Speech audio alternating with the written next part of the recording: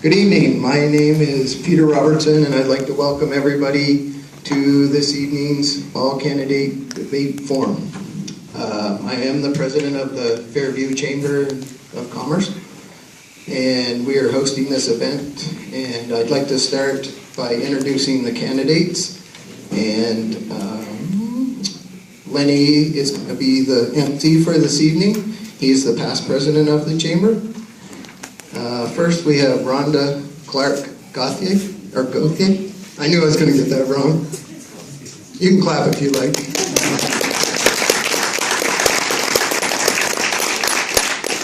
Kelly Hudson from the Wild Rose Party.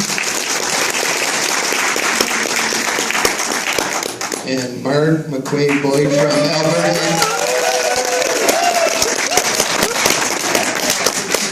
And I'd now like to ask Lenny to come up and take over this meeting. Thank you, Peter.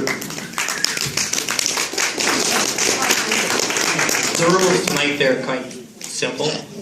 Each candidate will have 5 minutes to expand upon their political platform. Next speaker will be Marg McCuaig-Boyd from the New Democrat Party.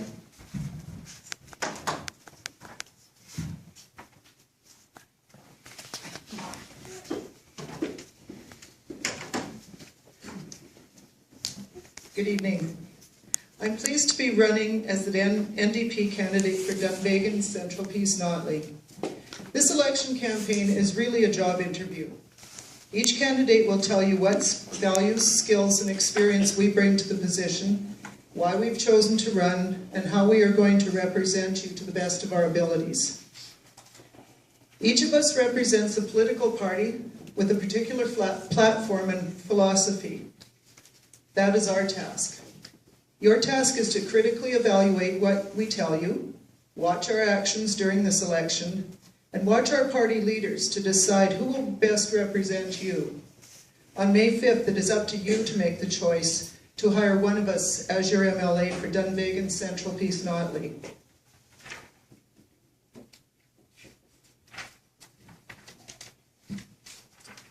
I'm a wife, a mother, an advocate, and a longtime resident of the Fairview area. I came here many years ago as a young teacher for a job, but I stayed for the people in the region. My career has taken me from teacher, principal, to college administrator, and now businesswoman. The very first MLA I ever met was Grant Notley, and to this day I remember that evening event. I admired Grant because he cared about people. He was an MLA for everyone, regardless of how you voted. His daughter Rachel, our current leader, was raised in Fairview and still has deep roots in this community. I decided to run for MLA for the NDP because I feel they are the only party who puts people first. This region needs a voice for people, and recent PC leadership has failed us, and we no longer have a voice for the people. I want to be that voice for all constituents in the legislature. I want to be that voice that advocates for social policy that is not tied to the price of oil and gas. I want to be that voice that fights to protect things that matter to Albertans. Good public schools, access to affordable senior care, accessible health care, affordable post-secondary education, including skills training, college, and university. I want to be that voice that advocates for agriculture in our region. We have one of the best agricultural regions in Canada, but we need better access to markets and we need better access to the latest agricultural research. Lastly, I want to be that voice for a vibrant rural Alberta and the need for growing and nurturing our communities.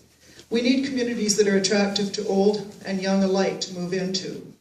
We need to develop communities that have good schools and healthcare, recreational facilities, supports for families as well as seniors.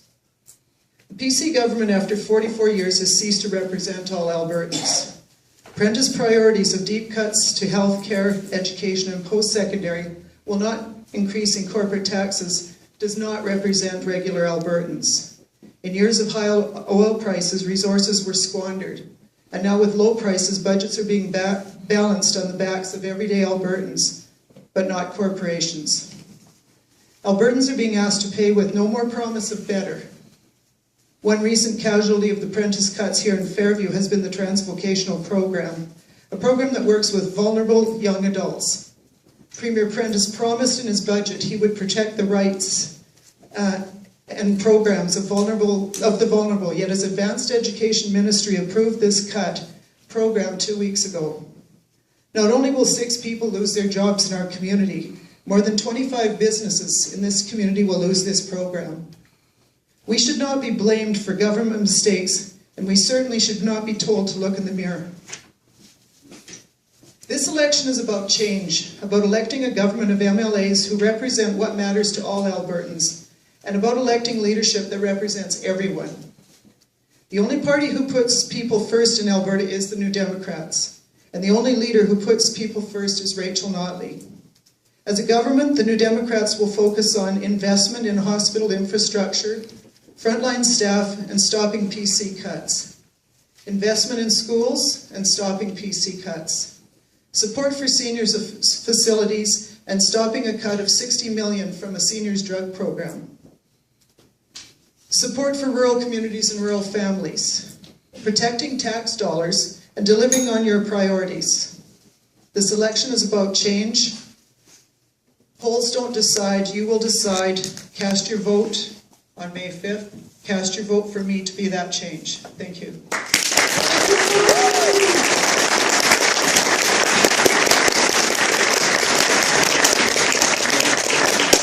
the recent Alberta budget, the method of belt tightening that the Alberta education bureaucrats propose is to trim off the funding for new and transferring students.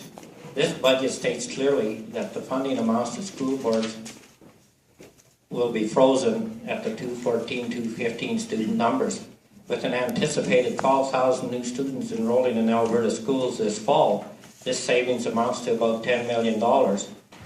In light of this education portion of the Alberta budget, which has the endorsement and blessing of Jim Prentice, do you agree with this budget's approach? That is, to refuse the use of tax dollars for the direct education of new school children, thereby placing extra financial burden and choice limitations on those very parents who are paying these Alberta taxes? The next question, what form of correction would you propose to this misguided approach to saving tax dollars? Would you advocate for saving tax dollars by aggressively trimming the bureaucratic fat that proposed this ridiculous budget? Marg, do you want to have a...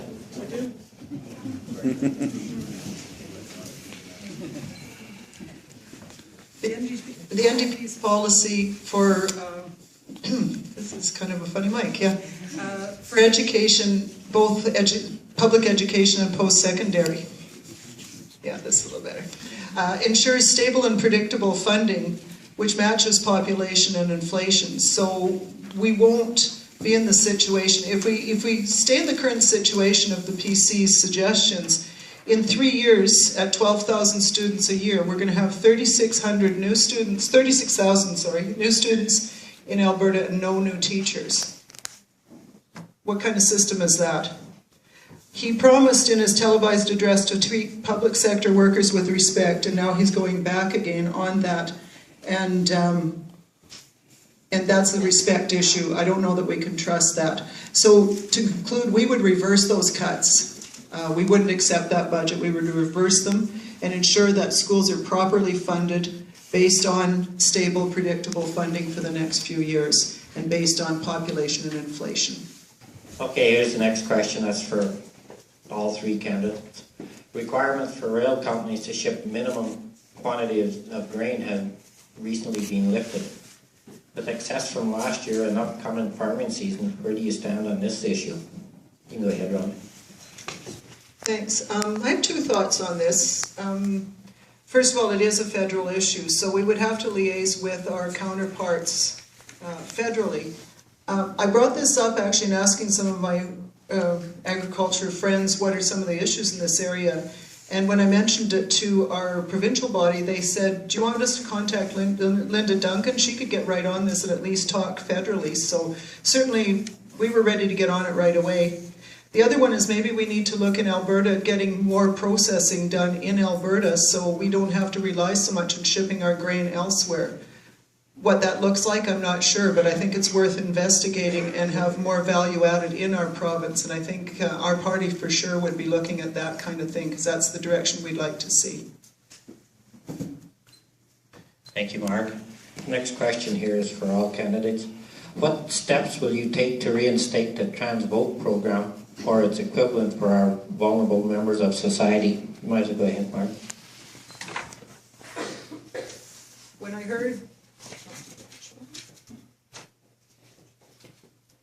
When I heard that this program was being cut just a little over a week ago, I contacted Rachel Notley. She was as shocked as I was. She wrote me this. She said, "We will ensure stable and predictable funding which matches population and inflation for both education and post-secondary. Post-secondary education is an important investment, and we need to invest in all. We would reverse the cuts." She also added, "This is just more evidence that Premier Prentice cannot be counted on to protect frontline public services that help Alberta families. More evidence that he cannot be counted on to protect the vulnerable."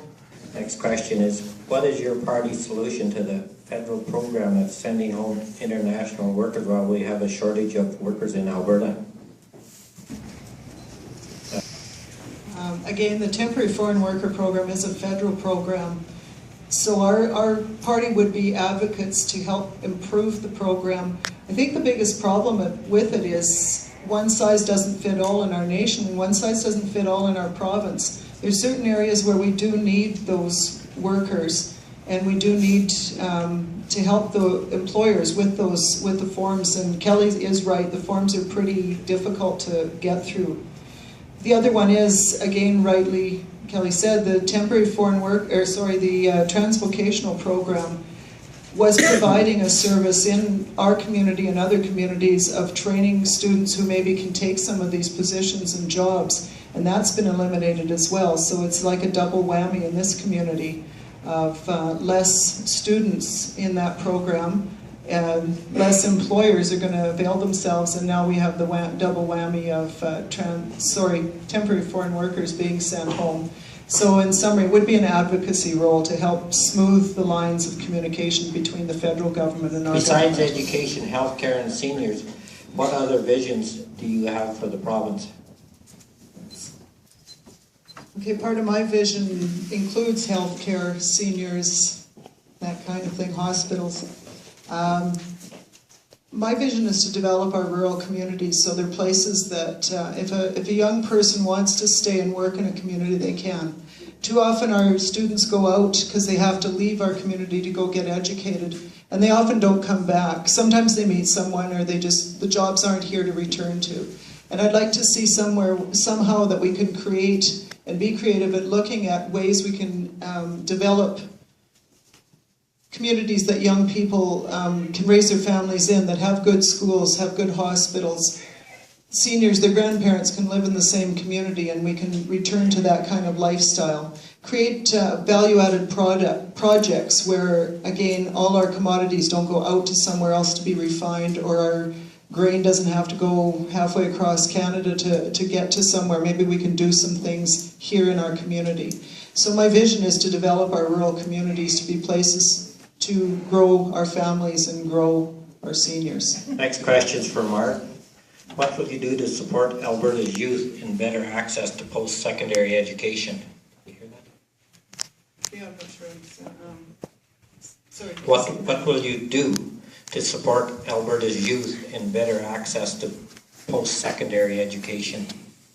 Okay, I wonder if that's to do with student loans, do you think? Or? Yes. Yeah. Certainly access isn't for everyone. Tuitions are going up, and one thing people don't maybe realize is tuition is maybe 15 to 20% of the cost of education. So raising tuitions for students and parents doesn't get you anywhere. Students can't afford to pay those kind of raises. So we wouldn't be funding post-secondary education for sure on the backs of students or parents. That's not realistic.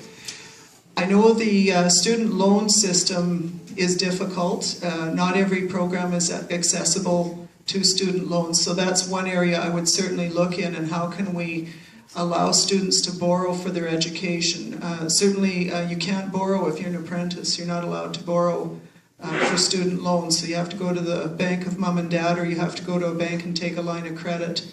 That's difficult. Certificate programs, which are a year or less, generally are not on the list unless it's one that's really needed or whatever. So certainly we would look at a fairer system so students can all access money. To me, if in a real world, if I could wave a magic wand, education would be free because it's an investment in our youth. But obviously there's a cost to it, so we would have to look at that. But the one thing I would not do is raise tuition and make students pay the difference. Next question, it reads here. There is talk of closing the Autumn Lodge in Berwyn. How will your party help the Very various... personal issue with a lot of people in Berwyn. My understanding of the situation is that the Housing Authority would like to move them all to Peace River. And that is hard. We do not like the current policy that sees seniors divorced from each other by moving from one lodge to another. We've seen that where people have been a husband and wife in two different communities. There was the 50-kilometer agreement that if you moved to 50 kilometers away that you couldn't, they didn't have to move together because you would move back. It's a very difficult situation. We respect the autonomy of the board. However, we would lobby for those people that don't want to move, but it is a board decision.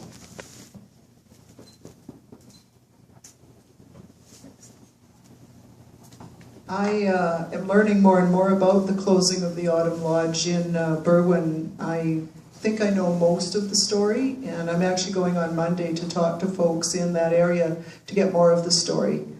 From what I understand, they want to close it and move it to Peace River. And from what I understand currently, they're in their own community. They can walk out in their own community. They don't need to depend on rides and that kind of thing. And from what I understand, they're going to be moved to the top of the Peace River Hill, where they're going to have to rely on transportation or family or people to bring them to places. And that's not respectful to seniors at all. It's not the way our party would like to see things. We would fight for some arrangement of staying where they're at, or maybe a different location than what's planned. I think we need to advocate for seniors to stay in their communities, and one of the ways we plan is opening more beds for seniors in their communities. Right now, Berwyn's not the only place that has this problem. I have a friend who, for years, before Whitelaw was closed, came from DeBolt to Whitelaw for his mom. That just isn't easy on families, and it isn't easy on seniors. So our party would fight for more beds for seniors to stay in their community or the closest community possible, so their families can visit them on a regular basis and they can stay in the home that they've grown up in. That's what I know so far. I'll know more on Monday. Government talks about saving on hiring freezes, 0% increases in wages, and cutting back on government waste and spending. But haven't given examples of where this wasting of money is. Can you give an example of where they would cut back? Okay, not having seen the books, I'm not too sure, but I know there was an article yesterday about a secret fund that was being used for some funds. I would think I would look through some of those to make sure that every budget line is as it is. I would advocate run-right budgeting so we don't have the March Madness of spending. You spend what you're given and it's just called run-right budgeting. We would, as our party, we would look at progressive tax, which is everybody pays to their ability to pay, not just the middle class and the poor people. We would look at the corporate tax structure, and again, don't know a percentage right now, but some think tanks say that even 0.5% would not affect the corporate bottom line, but would make a huge difference in our revenue stream. I don't have access to the government books, so I don't know where I'd look, but I know when I was at the college, we looked line by line to see where we could cut. And when I was there 2 years ago, the fat was pretty much gone.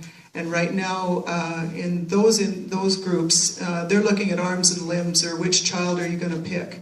It's that desperate. I don't see that happening in the government as much, so I think I would like to see the same exercise in the government first, and then look at whether we need to freeze wages. What is the first thing you'll attempt to change when you get to the legislature? That is the first thing I would attempt to change.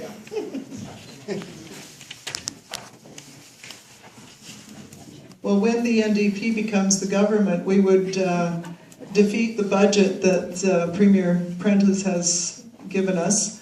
We would reverse a lot of the cuts to education, healthcare, and advanced education, because those are, especially in the education, those are investments in our future. What did I do the first day? That's interesting. We certainly, if you know any NDPs, we're not frivolous people, and we wouldn't be spendthrifts for sure. But I think that would be the biggest thing, is we would, we're going to reverse the budget, reverse the cuts, and we're going to invest in education and advanced education. We'll now have, each candidate will have 2 minutes to summarize their platform, and I think we'll start in reverse and from where they give their opening talk, so it'll be Rhonda first, right? Marg, you're last. You're first? Okay, go ahead. Whatever you want to do.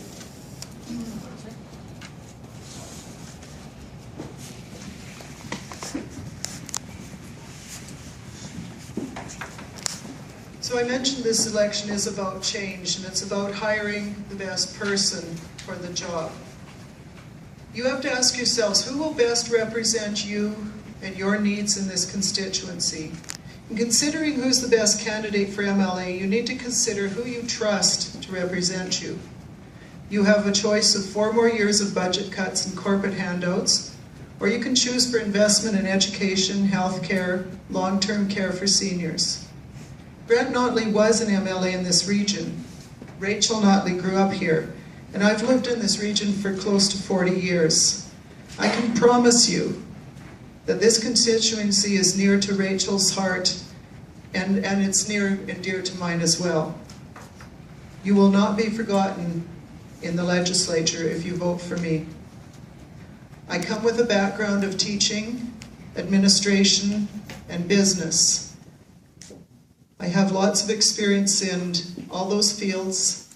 I'm a strong advocate for this region. It's my home for almost 40 years. Again, the choice will be yours. Polls don't matter. What matters is that you show up to vote May 5th. Please vote. Please vote for me.